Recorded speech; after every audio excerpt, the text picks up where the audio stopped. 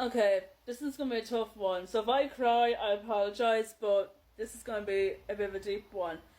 So as you may know, this Sunday, Robin Williams, who we all know who was in Mrs. Doubtfire, Aladdin, Jumanji, he of course is 10 years gone, passed on Sunday. And let me tell you, out of every single celebrity dead, he's one actually, and still does for some strange reason, hits me hard. It's like I knew him all my life. It's like he was like the uncle I never had, the father I never had. But okay, I think the real reason why Robin Williams' death affects me is because of why he did suicide. And the reason why I took it hard is because I didn't know. Now, this is my personal story that I'm going to share with you guys. I didn't know my dad's real passing until after Robin Williams passed away.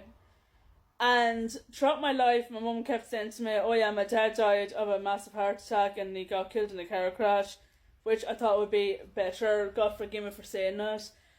But in actual fact, it wasn't. He didn't die at all in a car crash, or he never had a heart attack. He actually died the same way as Robin Williams, hung himself.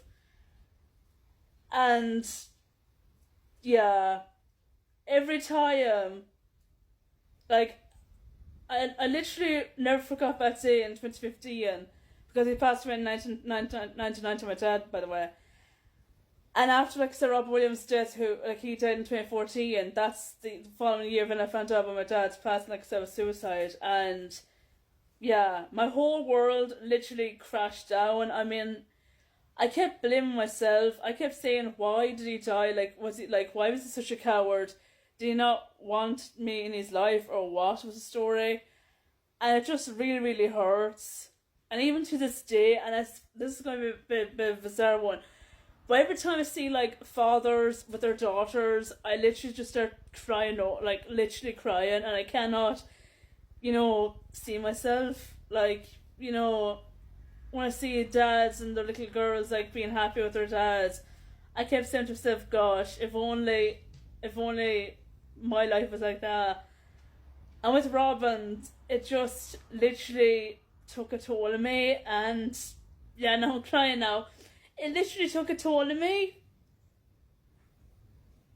I'm sorry.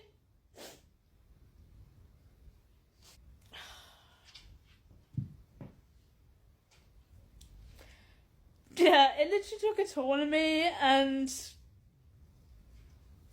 that's why Robin's death affects me. That's why it always affected me, because of that reason. And this is so stupid, but it's like as if Robin was there for me throughout my entire childhood, even though I didn't know the guy. But yeah, it just it just affected me so much. I know people might say, "Oh, Robin was a coward for what he did, like why he killed himself," but then after that, the autopsies, of course, came back that Robin actually had Lewy body dementia, and that's why he did what he did. But that's probably the reason why I took my dad's death to heart as well. Also, my dad had a lot of problems. He was a schizophrenic as well, and he had other problems as well. But yeah, but hey, maybe Robin is up there with my dad and making him laugh. I know, like, people who might know me might actually see this video and see me crying so hard, but it fucking hurts. It literally fucking hurts every time. Every fucking time, it literally fucking hurts. So, yeah. But yeah, I mean, at least, like, at least that Robin's legacy lives on in her heart, and you know, like, we can always watch these movies, like, but some of them are really, really hard to watch. Like, one of them in particular makes me cry every time is Bicentennial Man. That film literally breaks my heart in fucking half, I swear to God. Another movie as well that makes me cry for some strange reason, even though my parents weren't divorced, was Mrs. Doubtfire. The last line of that, literally, I just started crying every fucking time.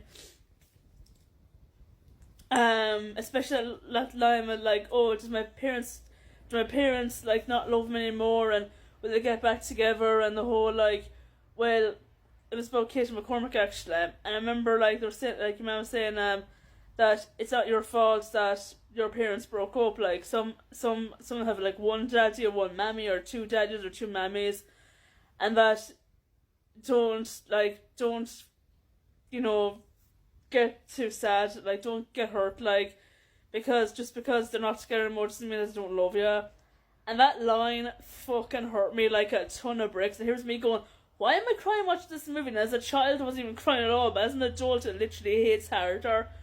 And even though, like I said again, I wasn't involved in a divorced family, but it literally hits hard. And the whole, like, oh, everything's gonna be okay, and bye-bye puppets, bye-bye, and yeah. But you know what? Robin Lowe, he was a very funny actor, you know, like, he was always doing, like, ad-libs and, you know, throwing jokes here and there, and then you can actually tell by the people that worked with him that they actually enjoyed working with him, because there's one scene, there's one movie that I can think of, and he says a line, and I can tell by the crew, by his cast member, that they were literally on the tears of laughing, and to try and keep in from laughing. It was actually in Bette Davis, by the way, in Bicentennial Man. I know I'm going back to Bicentennial Man again, but in that scene, not Mr. Jeffrey, in Bicentennial Man, with Robert Williams as Andrew, and they're at the church, and it's on about, oh, you love me and not some man whose chin could sink the Titanic. And you can tell by in Bette Davis that she was in fits of laughter, that she was literally going to fall off the floor, laughing her head off. You know, he was that sort of person, and everybody that knew Robin, they all say he was actually a very kind soul, but he had sadness in his eyes, and you can kind of tell he had sadness in his eyes, even though he loved making people laugh, but he had a lot of addictions. Like, he was addicted to drugs, he was addicted to alcohol, especially crack and cocaine. I remember one time, like, during Mrs. Doubtfire, actually, and Matthew Lawrence, who was actually 13 at the time, he actually saw Robin like this. And Matthew said to him, you okay, Robin? He's like, yeah, but there's something I really want to tell you, Matthew, and you have to promise me something. And Matthew's like, yeah, what, Robin? Promise me you will not take drugs because they will fuck up your brain. I am telling you now, they will fuck up your brain. And Matthew, of course, said, yeah, I promise. And that was it. And he did actually suffer very bad with crack addictions. But, you know, he was a terrific actor. And he loved making people laugh and smile, and he was the biggest goofball in the planet. And, you know, we'll never see Robin Williams ever again. Never. Like, not in a million years. Because he was literally one of a kind. And, yeah, I mean, the man suffered so much in the end. Like, I remember watching actually Night of Museum 3. And his left hand was literally like this. And here's me going, why is his hand like this? And then it was sort of like trembling, and then of course he got misdiagnosed with Parkinson's, but when his autopsy, like I said, he actually had Lewy body dementia. So, yeah. But anyway, that's my video of him, and yeah, I really hope he rests in peace, and I cannot believe there's actually 10 years gone now. So, yeah, that's it.